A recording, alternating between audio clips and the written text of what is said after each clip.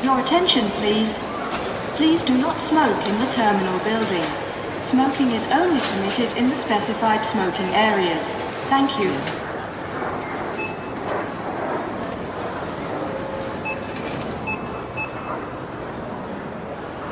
Over the last few episodes, we've been talking about how identity affects our spirituality, or how spirituality itself affects our identity. We've looked at the topic from the perspective of language with Ukoko Kanyagute, and how language shapes our view and our understanding of spirituality, especially for us today who are witnessing how our culture and our languages are evolving right in front of our eyes. The more I spoke to Ukoko, the more it became clear that language was a function of identity more than it was something that stood on its own.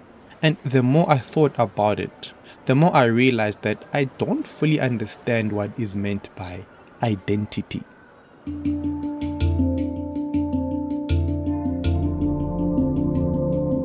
So I spoke to Ubanele Rewu in the last episode about what is it that we as Black South Africans define as our identity. And what I got from that episode and the topic is that we as Black South Africans have an identity that is in many ways something that was created for us instead of by us. Before colonization, Southern Africa, in fact all of Africa, was made up of different tribes living in different parts of the continent. During colonization, borders were put up right around us and the names of countries were shoved down our collective throats, consequently ascribing to us nationalities based on the whims of thieves and oppressors. This foundation was a breeding ground for what I believe is a big reason why we are so conflicted in our spirituality, because there is an underlying assumption that we as South Africans, or at least Black South Africans, have a kind of collective or unified form of spiritual practice and belief. Beyond that, what we describe as our identity is largely rooted in our socio and economic circumstances. To be Black and South African is to be economically disadvantaged. It is to live in a country that was specifically designed to make sure that me and people like me are perpetually living in dysfunction. I can't be Umxhosa and be South African at the same time. Not entirely. I cannot be Motswana and be South African at the same time. Not entirely. At some point, in one way or another, I have to leave out fundamental aspects of these identities in order to function within the system of the country. It could be language, it could be customs, rituals, or beliefs. I cannot embrace all of these fully and completely in my day-to-day life in South Africa. After giving this some thought, and after a brief conversation with Ukoko Mahlodi, it led me to think that what happens to a person's identity when they don't live within the circumstances of what they define as their identity? What happens to your identity as a Black South African when you no longer live within the socio-economic or political or even the cultural norms and the criminal violence that defines so much of who we believe we are in the country? If you are a Black South African who is or has been living abroad for some time, how do you define who you are? To get some perspective on this, I spoke to a few South Africans who are currently living in other countries to try to understand what their lived experiences have been and how being away affects how they see and engage with their sense of identity. I figured that this topic would need more than one person, and also it cannot be tackled from a strictly spiritual perspective, so I will be doing a mini-series talking to different people from different countries. I'm not sure exactly how many episodes there will be, but I think it's going to be very interesting. I do have to apologize in advance for sound quality because the recordings were made via virtual meetings, so the sound isn't as great as I would have liked it to be, so I sincerely apologize for that. For this series, the very first person I spoke to was Lerato Shadi. She is a visual and performance artist whose work challenges common assumptions to critique Western notions of history and make visible that which is invisible or overlooked. She works across video, performance, and installations. Lerato was born in Mahikeng in the northwest, South Africa, and now lives and works in Berlin, Germany. At flight 0222 to Malaga is delayed due to operational reasons until 18 hours.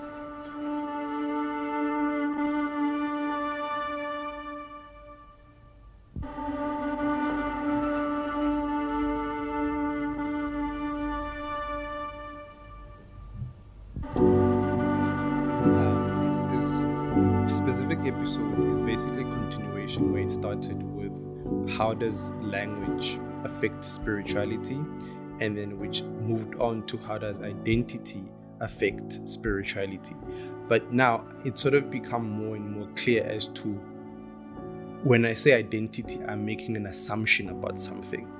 When I say how does it affect identity, because then what do I mean by identity? Because identity itself is not a set thing, for different people. And for example, for us in the country as Black people, we have a tendency of defining ourselves according to our hardships, right? We're Black people, we're struggling, the township life, the construct of apartheid, but the reality is that our hardships were manufactured, right? It's not our lot in life. It's not we are here because, we made bad decisions or we are a sort of a lesser people. Our realities were actually manufactured. So it kind of, if you understand it in that way, it sort of does imply that our identity was manufactured. And it sort of then begs the question, how complicit are we in creating that identity? Or did we just inherit it and we are living up to it? So I wanted to understand from the perspective of someone who is not living directly under the circumstances that we have come to define as our identity. If someone who is South African but not living under that construct, how do you then deal with identity? Because for us, there are certain universal themes, especially for Black people, for Black women, that things that are sort of universal in some way, and I am assuming, right? These are assumptions that I'm hoping that we're going to clear up. So that's the general idea behind this episode, to sort of try to understand what constitutes an identity and what happens when we have our identity as South Africans, which is a geographic identity. What happens when you're not in that geographic setting and under those socio-economic and historical structures that define us as Black South Africans? What are you then outside of that? So that's the general idea. So to start off with, where do you live? I live in Berlin. In Wedding. And how long have you been there? It's Wedding. It's called Wedding. Wedding. Really? It's spelled Wedding, but okay. I think it's pronounced Wedding. I've been living here. I don't tell myself. I tell myself the truth, but I don't normally say the truth out loud to people. But I've been living here for 10 years. Okay, why the reluctance in saying? I don't know. I'm normally like, I've been here maybe 8 years. I don't know why. I'm just like, I think it's the idea of, I haven't been away for that long. I don't know. I just. So the issue is not how long you've been there, but how long you've been away from here. I think so. Yeah. I think I think the question for me is exactly that. It just reminds me of how long I've been away from home instead of how long I've been here. Okay. And okay, so then which also I don't feel like I've been away from home. Also, it's a bit weird because visa issues and relocating is always like a schlep, and I feel like it took me at least a year, maybe about 2 years to feel like, okay, I'm here. I got my residency permit this year, which is like an ID card.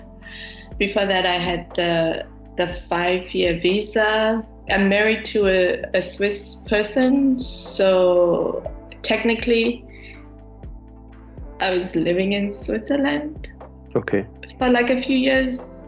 Then technically, like on paper, we're still in Berlin, but on paper we were in Switzerland. And then when we moved the papers to Berlin, then I think I've been in Berlin officially maybe for 8 years. It's complicated. In Europe, when you move in, when you arrive, you have to tell them where you are.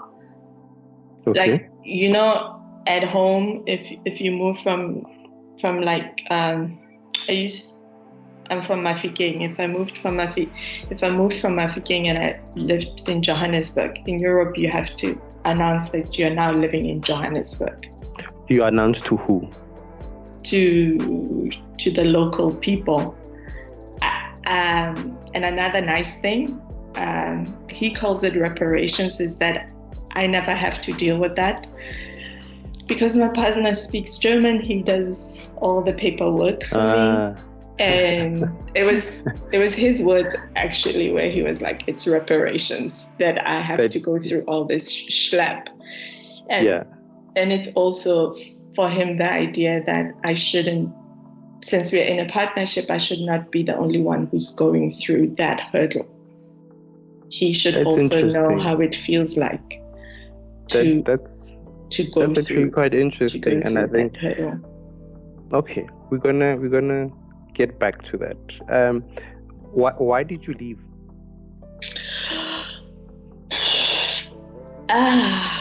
A number of reasons. One, I've been thinking about it actually maybe the last week or 2 weeks, is also that I don't know why I started thinking about it, that in high school, when everyone was talking about what do you want to be when you grow up, I saw a little cartoon clip where kids were being asked, what do you want to be when you grow up? And some kids were like, a fireman, a policeman, this. And another kid was like, happy. I was like, yeah, that's me. I want to be happy. So I never really knew what I wanted to be when I grew up. At some point in Standard 8, I thought I wanted to be an artist, but saw no chance of me becoming an artist. So I just buried that idea somewhere deep down in my heart or my subconscious. But somehow, in those moments when I was alone with myself, I never voiced it out to anyone, but I saw me moving north. I was like, I'm going. Yeah. But I also, like art, I didn't acknowledge it. It was just a feeling where I'm like, I'm being crazy. But every now and then there'd be moments where I knew I wanted to move. I was talking to my partner about it a couple of days ago, that one of the first times that I realized that people think differently from me, or where I felt it viscerally was, or the moment that I really remember is I was in Cape Town talking to a stranger, basically, somebody I didn't know, and I never spoke to that person after that. And I was telling him that I am in Cape Town for like in-service training, and I'd visited Durban before with my family, and I asked him if he's traveled in South Africa, and he said he's only traveled around the coast and he has no interest in traveling inland. I was like, what? He's like, yeah, I want to be on the coast. I have no dreams of being in a place that doesn't have an ocean. Yeah, and that was like really, that hit me hard. I was like, wow, there really are people who think differently from me, and who have no desire, who don't have the same traveling desires that I do. And that was nice in a way. I'm like, oh, that's really nice. And then it also made me understand maybe there's also some people who also don't actually want to travel outside their zones. I'm like, I'm fine here. Do you feel that it's something that we should have a desire to travel? No, I think freedom of movement is a human right, but I think that there's so much diversity that it's maybe thinking that everyone should have the desire to move is potentially problematic. Okay. I think that everyone should have the right to travel, which is different from should have the desire. I get what you mean. When you mentioned that it took you about a year or so to sort of settle in. But also that's not why I moved. I also moved because South Africa is South Africa, and I also feel like the big difference between being in Berlin and in South Africa is that in South Africa, I see the racism and the structural inequality and all that you were talking about everywhere. My mother lives in Juridina, which is a township. I see it there. My grandmother lives in Mafikeng, Komagaeng, like I see all of that. If I'm in Johannesburg, I see it. I feel like it doesn't matter where I am in Cape Town. You see, I'm confronted with all of that. And then at one point, I was doing some work in Cape Town, and some incident happened with a couple of white people, and 2 years later, my anger level was at the same height as it was when it first happened. And I'm like, this is so unhealthy. And it just also added fuel to the fire of me wanting to move. And also, when I finished studying my postgrad, I didn't want to do my master's immediately because I was like, I want to do my master's outside the country. Okay. And I always thought that can become a good excuse to leave the country. Also because I only thought there's a couple of people that I knew that had left to study overseas, and I'm like, that's a viable way to kind of experience life outside of South Africa. And once you got there, let's say, what are the three things that you can think of the top of your head that stood out in the new country when you arrived that was more different than you expected? Okay, so I live in Berlin, but I feel like Switzerland made me choose Berlin, that there would be no Berlin for me without Switzerland. Okay. Because I'd done like 10-day stunts out of the country. My first big amount of time outside the country was 3 months. And I spent a month. The first month of those 3 months in Switzerland, I spent in Bern, whatever. And it's two things that I'm thinking of. Well, within the first week of being in Bern, no, I think it was either the first week or first 2 weeks. I always remember exactly, I remember just walking around for like 3 days feeling like something was off. Mm-hmm. And I'm like, yeah, this country's rich from, like the blood of people, but that's not it, from Nazi money, warlord money. Yeah, but that's not the thing that's off.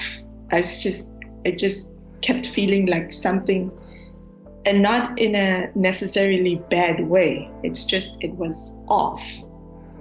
And I couldn't figure it out. And I always remember where I was when I figured out what the off thing was. And what was off was that I didn't have my crocodile skin on me anymore. Like living in Johannesburg, you have to be constantly vigilant and hard. Wow. And somewhere it had fallen off. And that's the thing that was off, because I felt so safe. I mean, there was racism and all of that. I was going to say, were you feeling vulnerable? No, I was physically safe. I mean, I was a black person in a white country, yes, but I didn't have that hardness. Like, you have to be vigilant. Somebody might come at you, or if you're walking down the street, or it's other things that were softer, but that Joburg hardness had somehow fallen off. And that was really interesting. And then after a month, Bern is so safe and so clean and so perfect, very boring. I hadn't been to Berlin, so I was like, I need to get out of here. And I had enough of a stipend, so that I decided to come to Berlin for 10 days, because I hadn't been here before. And when I got off at Warschauer Strasse, I was so happy. I felt like I could breathe. I was like, yes, graffiti. The graffiti in Switzerland is so apologetic. It's so nice. It's so perfect. It's at the right place. It just annoyed me a little bit.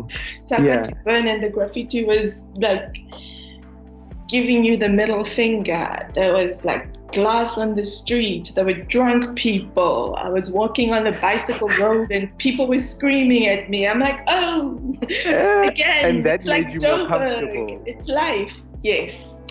Wow. It's interesting to say that you actually sought out some level of grime and discomfort to feel more comfortable, because the other place was, I suppose, more too clinical. Yeah. Wow. Okay. I know. That's why I feel like there wouldn't be. Switzerland gave me Berlin, and in a way. You know why this for me is surprising is that from the outside, I would assume that if you were trying to get away from the realities of the country, you'd want to be in a country that was completely devoid of anything that reminds you of South Africa. But here's the thing. In my story, I also feel like it's mine. It's not everyone else's. That's why I was like earlier, I don't know if this talk is going to be very helpful to you, because a lot of the times I'll be like, I don't know. And for me, I'm very much aware that things are also particular to me. Even though I'm in Berlin now, I have a couple of Black friends who have moved outside of Berlin, who lived in Berlin and they moved. So I mentioned Portugal. My friend Toby, who is absolutely fantastic and is a trauma therapist and has a skincare product that also works with healing trauma in the body. Anyway, she moved to Portugal from Berlin because Berlin was too much for her. And then I have other friends who moved to London back home to London because Berlin was too much for them. And too I much understand. In what way? Too much.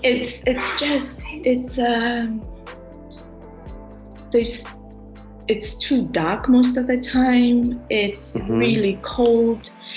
The first impression of people is really rude and aggressive, and then maybe later on they mellow out. It's just, and I know that I have an easier time also because I'm light-skinned, but if you're more dark-skinned, you also have different reactions. But it's also because a lot of the times I read as African American. I have a tailor who I've told her twice I'm South African. She's like, "You're African American." I'm like, "No, I'm South African." And she's like, "Africa?" I'm like, "Yes, South Africa." She's like, you lied. You don't look African. Again, when I go back, same conversation. So I'm aware that I might have it easier because I don't read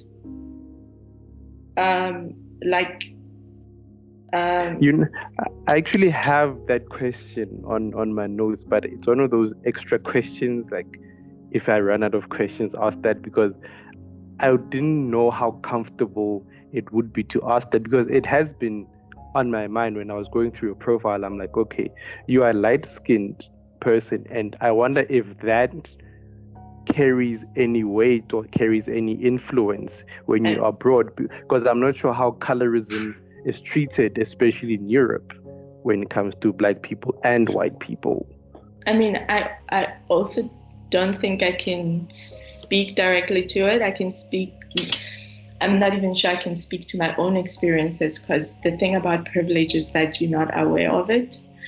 So, but I do know that being in South Africa, my yellow boneness or light-skinnedness, or even as a kid, being told that I am pretty because I'm light-skinned. Not that I'm pretty, just because I'm light-skinned, I'm pretty. And being sensitive towards that. And my favorite aunt is called the dark-skinned one in the family. And I'm like, but you're not even that dark-skinned. And I don't know what that has to do with anything. So even in South Africa, I'm aware of that. And I also know that in South Africa, I also read as colored. And I know that coloredness brings with it its own privileges in Black spaces. Yeah. So maybe having that helps me be aware of it here as well. So they definitely, I think I could stand corrected if other people have different experiences, but I think I understand it here as my reading as American gives me privilege. My being read as American gives me privilege. Yeah, sure. If that makes sense. It makes a lot of sense, because we tend to believe that the colorism thing is something. Yeah, it does stem from colonialism, but it's something that is being used within the South African context, or in the context where there's Black people, like in America and in South Africa. But then you wouldn't necessarily, well, personally, I didn't think that in Europe it would be a factor in the sense that there are a lot more white people, and I don't know to which extent European white people are cognizant or conscious of color, skin tone variations when it comes to Black people, and that you would treat these ones differently to these ones, because for white people you're either Black or you're not. I think my being read as American means that I have economic privilege. So being dark-skinned, then I would translate it as being connected to the people that come in on boats. And then as those are immigrants. And then you have expats. So like refugees and people who... Asylum seekers. And I don't know, what do they call the people from the Ukraine?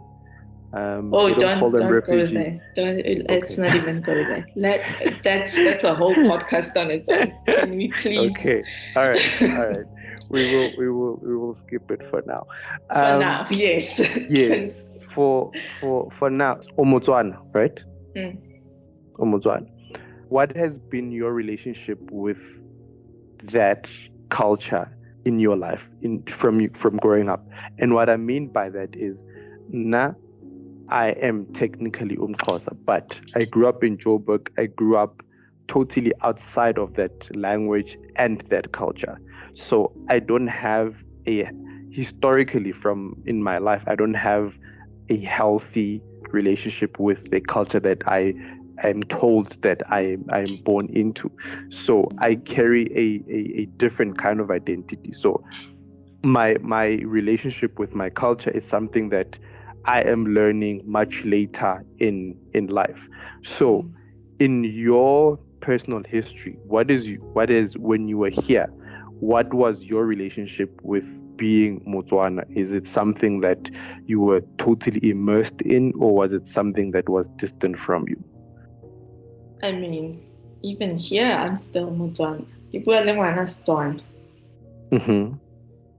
But I think for that, the biggest sore point for me, and also why I use Setswana in my work, is that I really am uncomfortable, is for lack of a better word.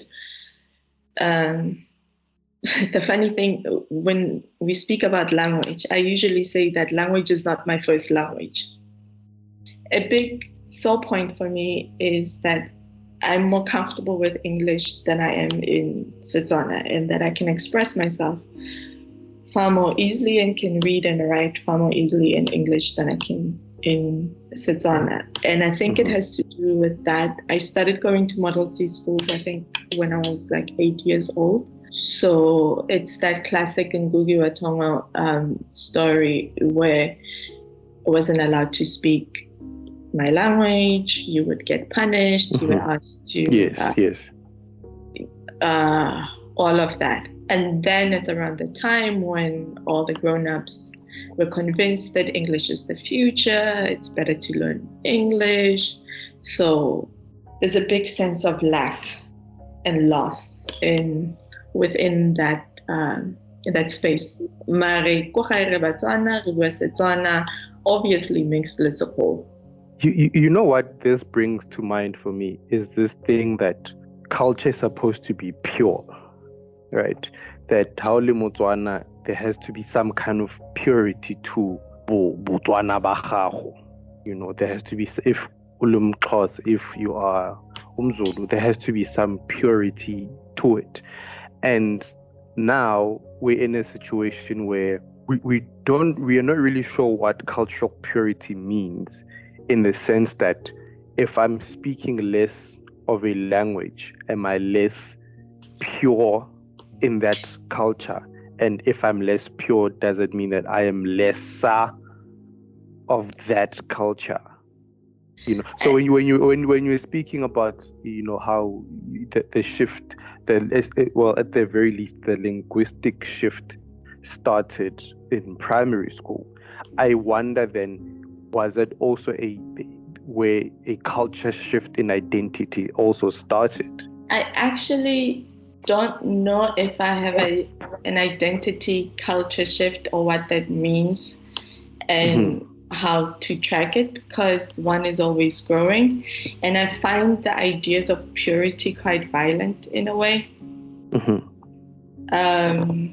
Exactly, for me, they remind me of this humanistic thing that white people do, you know, that the human is white, and then everyone else is a lesser degree of a white man. A white woman. So it's like a spectrum from white to black. Yes, with there's like black being white on the man. Yeah. Actually, Bessie Head in Marvel. It's about a Mosarwa woman, and I think the book is written from her point of view, and And she speaks about how the white man can look down on the black man and say, at least I'm not that. The black man can look down on the Mosarwa and say, at least I'm not that. There's no one for the Mosarwa to look down on and say, at least I'm not that. Something to that effect. I'm horridly misquoting it. So ideas of purity, it brings that to mind for me, and that it becomes easy to knock people off the human table. Like we are pure human zonas, and you are less so. And then I also, for me, think that it goes into this, it plays into this thing, makalat, mixed race, half this, half that. It's also just, it feels wrong to call a human half anything.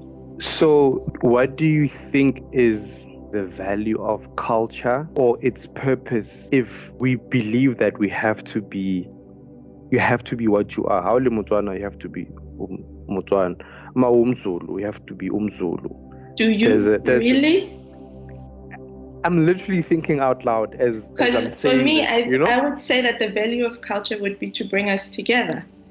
I'm really convinced that diversity is our strength, not our weakness. I think that we have a lack of imagination when it comes to how diverse we are and how magnificent as humans we are. And I feel like we get trapped into thinking in a very Western way. I have this thesis that the Caucasian way, or the Western way, not even the Caucasian way, maybe the Western way of thinking is, I think, therefore I am, which is very individualistic. And then I think an Indigenous way, not even just an African way, but more an Indigenous way is, I am because you are. All of that, which is more inclusive. And I think that when we pull that thread even more, there's more of that's happening. So the Western way is the Earth is dead, the same way that Mars is dead. So we can send robots on it and dig it up and put a flag on it and own it. Or the Earth is dead, so we can dig up the oil, dig up this exhaust, use it, consume it. When Indigenous way of thinking is the earth is alive, the earth is our mother, the earth is breathing. We are in relation with the earth, we take care of the earth. So you are very aware then of the whole, more Indigenous way of viewing the world and self, and the Western way of you viewing the world and self. So when you are in Berlin, how do you navigate the sense of community, or how do you navigate the idea of building community? Because one of the things that I assume when you're away from home is being away from community. So now you're in an environment, in a society where that is inherently individualistic. Whereas with us, we are into gatherings, we're into big gatherings. So how have you then dealt with the inherent need for community in a place that may not necessarily define community according along the lines that you define it as? That's also a really interesting question. Another one which I don't have an interesting answer to, because it's taken me a while to understand that I'm basically an introvert who's also a hermit. Like, I have absolutely no problem with being at home for a week without stepping outside the door. None whatsoever. Do you think your introvertedness has helped with you being able to live as long as you have, or to rather to be in that country as long as you have, as opposed to if you were a more social person who was struggling to fit in? Most definitely, I think so. Yeah. A lot of the times, especially for like the first maybe 5 years or so, maybe even more, I'm embarrassed to say maybe even 7 years. I just felt like I needed the cave that is Berlin. It felt like a cave. Yeah. Like dark and cold and like incubating. I felt like I needed the caveness. And also it goes back to what I said about being so angry for 2 years. And there were also some personal traumas that had happened that really, besides that one, like some other ones that were quite hectic, and to a certain extent there was also a part of me running away from home. Okay. Not that home, but running away from something so that I can deal with them. So it was good for me personally to be away from a certain space so that I wasn't in that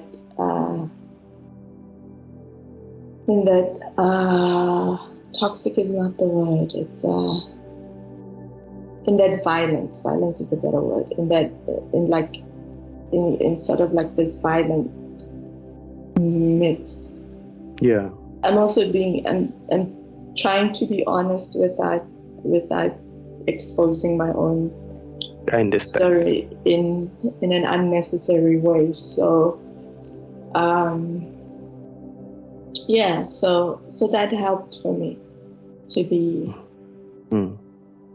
aware. I definitely wouldn't say to people, hey, you need to leave South Africa, you need to come to Berlin, you need to... No. Why not? I think we all have different journeys. I think we're all different people. And I think people generally know what they need to do for themselves. When we sit down and we're honest enough, it's not easy, but somehow. Yeah. So I want to talk more about your work. You deal a lot with in your work as a performance artist. Is that the right term to use? In your work as a performance artist, you deal a lot with the idea of erasure. Yeah. Why is the idea of erasure so personal to you? I mean, I guess I feel it's personal and it's historical. In a personal way, I feel like the erasure of my femininity, and not femininity. Femininity is something different. Of maybe the female body is a better way to say it, or feminized body. Feminized body might be a better way to say it. The violation and erasures of feminized bodies, and also identifying as Black, and like those erasures. And I think also the work you're talking about is possibly Redefining, which it was around the time that I was being asked to do something by some people who are like, you claim to be quite open, but your proposal is very dismissive and like erases. You know, you have lots of those in different institutions where they talk the talk, but they don't walk the walk. And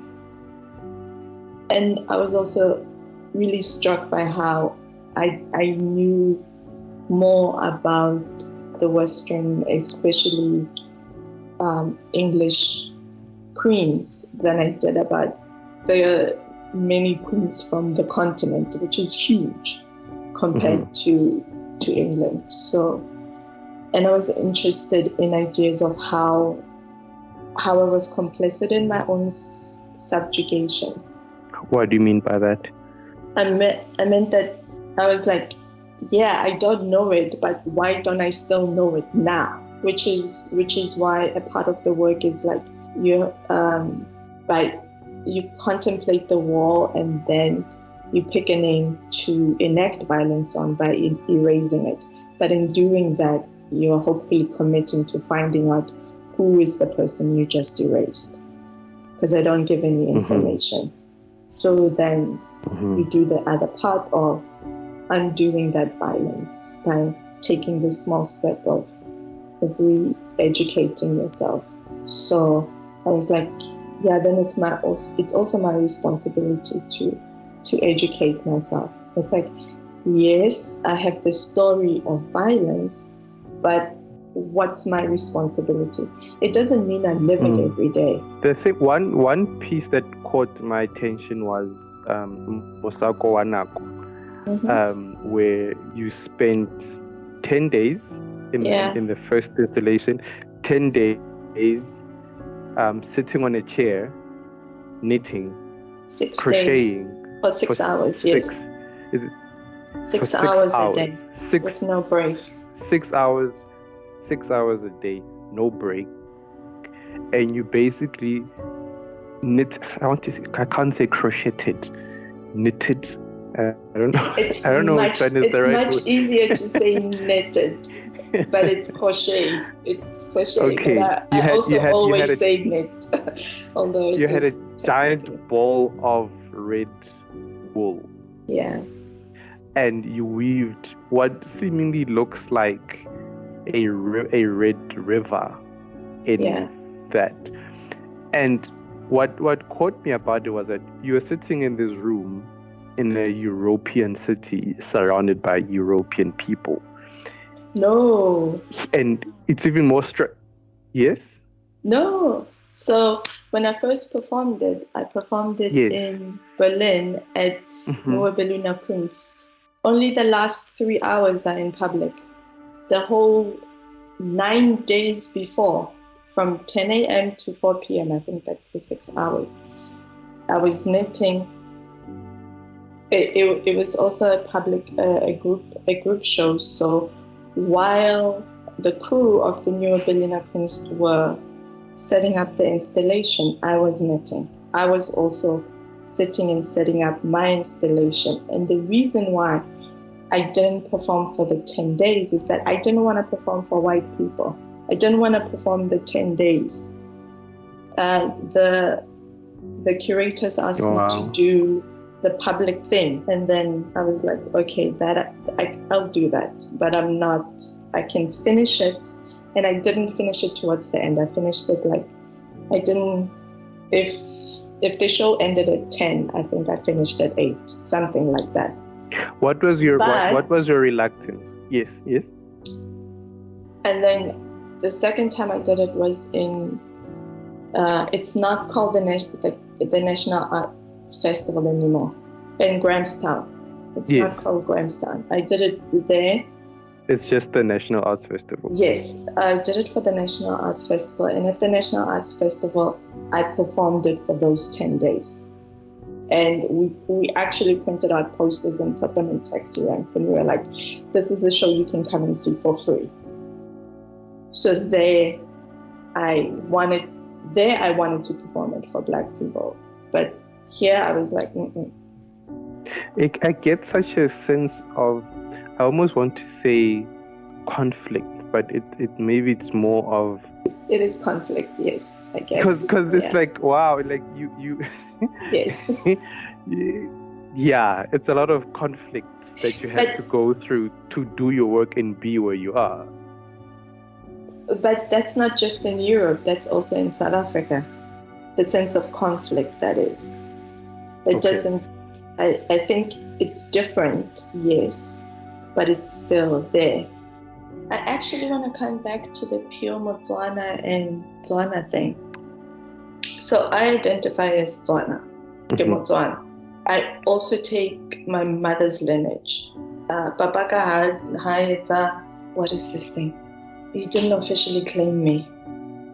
And then it's a tricky relationship. So I don't take his lineage. I'm not, I think Motswana, but I'm not sure. Anyway, I identify as Tswana, take my mother's lineage, which means it's my grandfather's lineage. And then I always knew that when my grandfather got like excited, he would speak Sesotho, and I'd be like, this guy thinks he's fancy. Bona. I'm about to go Sesotho. And then I did my family tree, and then I found out, oh, we're actually Sotho. I was like, oh, that's why the person spoke in Sotho. And I know that my grandmother is, she spoke Zulu, but my grandmother is Swati. She always said, give us Swati. I still need to do that family tree. Mm-hmm. So, in a way, Motswana, yes, but I'm also aware that I have other lineages. Like, I always felt like Gina lineage, Bazul. But my grandmother, I know she's very proud of being Moswati. Okay. So it feels like those are parts of me, even though I don't necessarily identify as them. In the work that you do, and I'm not sure if this is me reading something into it that is not there, but there seems to be a lot of yearning for home of some kind, or some version of home. Yeah. I think that's true. And I think it goes back to the earlier point about how conflicted your work seems and how you are navigating the world, in that you left consciously, deliberately, yet your work sort of wants to keep coming back. Or is it not coming back? Is it more of preserving your understanding of it wherever you are? But I don't feel like I left. I think leaving implies the never coming back. I come home at least once a year, except in the pandemic. Yeah. It's just, home is an interesting one, because even before I moved from South Africa, home, I would always say that home is wherever I lay my head. And I think that has to do with like some personal history. Very young, I was like, Lokakan is home, and then I had to move to Klerksdorp, and that move was really, in a way, especially the way it was done, because my mom didn't know better, which is fine. It was really traumatic. I cried for a week when I moved to Klerksdorp.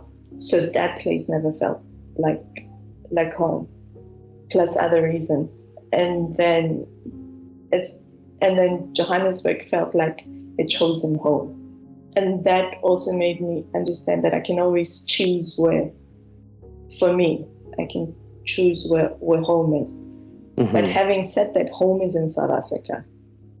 Mm-hmm. Do you understand what I mean?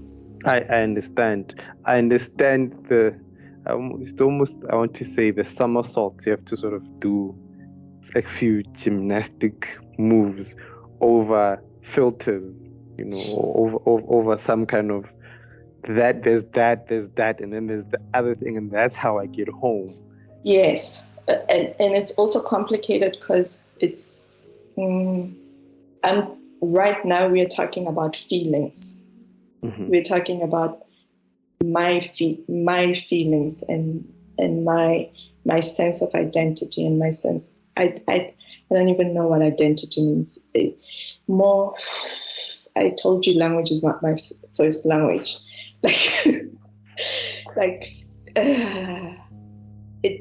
It's like this thing that I know, mm-hmm. and when someone who is more eloquent with words comes and says it, I'd be like, yes, that's it. Or if they say something that's not that, I can be like, no, it's not that. Mm-hmm. But yeah, and maybe that's why it's complicated. And yes, there are like all these different filters. And for me, I feel like the filters are what makes us, or what makes me and human.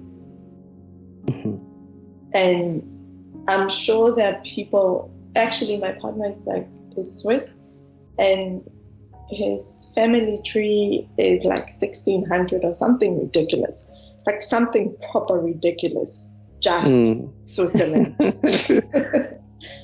Like unimaginably ridiculously long. And also you just have buildings in Europe that are longer than the Republic of South Africa.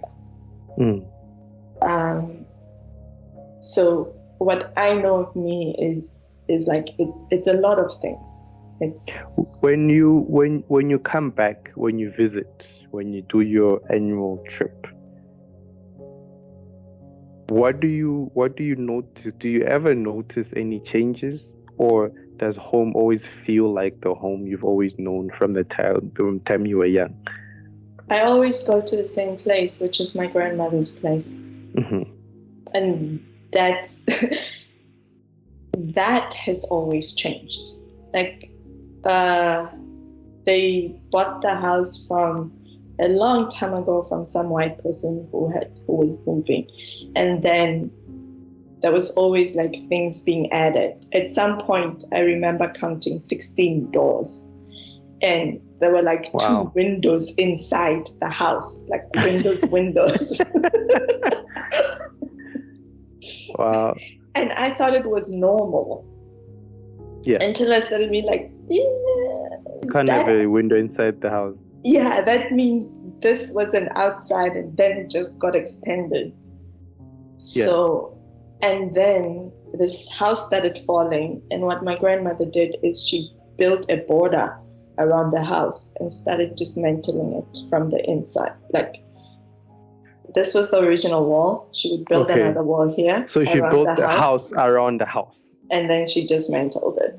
But then that was also not so weird, because I remember one time the roof was falling. I think I was in my teenagers, and I loved the moment of standing in the TV room, looking up and looking at the sky. I'm inside the house and looking at the sky, and I'm like, this is. I know this is supposed to be tragic, but it's so beautiful. That's how it's always been for me, like just moving, not static. So it doesn't give you a sense of your memory being eroded away, in that every time you go, there's less and less of the thing that you identify with. No, because it's always, I grew up with it moving. As my mother's house in Clackstop, it's the same way as it was when it was built. Okay. That's not my grandmother's house. So that's not a place that you are spiritually connected to. My mother's house. Your grandmother's house. No, sorry. So I mean your mother's house, yes. Yes, no. But I am to my grandmother's house, and it still feels like I'm connected to it, even though it moves. Are you a spiritual person? I think so. I know that's a very loaded question. Yeah, I think you can ask me questions and I'll tell you yes or no.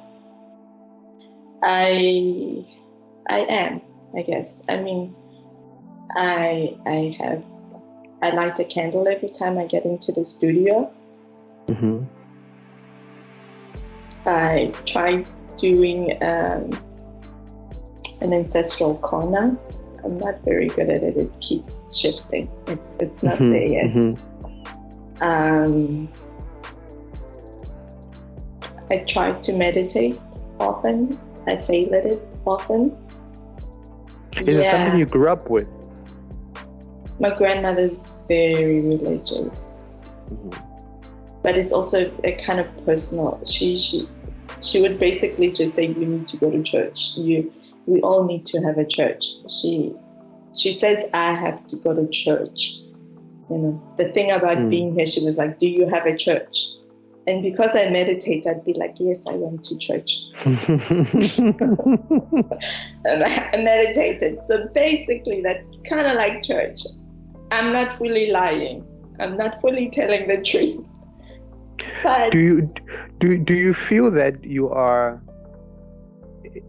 being you as a person and carrying the history that you're carrying as a Motswana woman from Mafikeng, a black woman born during apartheid, growing up, spending some time in the country, do you feel like you represent something when you're in Berlin? It's a loaded question. At the beginning of making art, it was also in South Africa, in the art world, within the span of, I don't know how long I've been making art, maybe 15 years, I don't know. A lot of it, mostly white people would be like, oh, this is you as a black woman doing this, you as a black woman doing that. And I was like, I don't necessarily identify as a black woman. I identify as a person. But then I also was like, it's important for me not to negate my womanness and my blackness, so I will take it on. A very good friend of mine, Joan Lechalamitla, is the same age as me, grew up in Mafikeng, but had a different story to mine. But I also can't speak for her because she has her own voice. My story of moving is not necessarily her story. I'm cautious of representing black women from South Africa or from wherever. I'm like, when you look at the news about South Africa, what comes to your mind when you look at what's happening in the country? I haven't been looking at the news in general for a while. I'm interested in my own personal journey and in our journeys as black people being parallel in that you mentioned it earlier that we define ourselves with our problems. And I'm curious about how what you focus, when you are walking, you walk in the direction of what you're looking at. So I am trying to find other things to look at. And also because I feel like the news, to actually find out what is happening, not just about South Africa, but about any topic in the world, I would have to do so much research on one thing to actually get to the point. A balanced view. Yeah, like most of the time if I'm reading something, I'm like, but you didn't tell me anything. You're just sensationalizing. What's the backstory? Why are they toy-toying? People don't just get on the street and why? What led to that? What is? Give me context. Give me information. And the thing that really gets to me is like, a lot of the times when I read things, I'm like, I just got upset. I didn't get any information, but fuel to make me anxious and angry. And triggered. Yes. And I would like to get some information. That's also another reason why I was like, and I also, for a lot of different small things, I'm like, I don't want to have to spend a whole day reading a whole lot of things to get to some kind of maybe balanced information. And a lot of the times when I would cross-read things, I'm like, they're just repeating each other. There's still nothing new. There's still nothing new in this. So there is that, and there is also the idea of how do we tell a different story? So if I tell the story of me as all the story that I was trying not to tell you about the traumas and whatever, repeating that, how does that keep me in that mentality? How do I create a different story for myself? Who do I want to be? And that's a really tricky question, because a lot of the times it's so much easier to know what we're against. It's a little bit harder to know what we're for. Do you see yourself ever moving back permanently? Yes.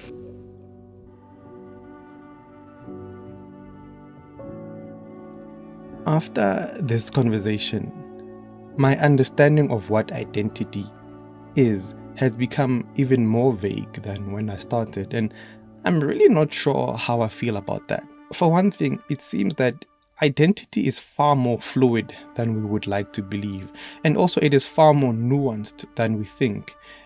But for me, it is the fluidity that is almost unnerving, frightening even. It's like it's not cast in stone, and that leaves a strange sense of uncertainty that I'm not really sure where to place it and even why I feel it. There's really a lot to this that I can't really put into words right now, but I'd really like to hear your thoughts on it. My name is Vasum Zinqande. Thank you so very much for joining me on yet another episode of The Journey Quantum. Thank you for tuning in. I appreciate all the feedback, and I appreciate you taking the time to listen. It really means a lot to me.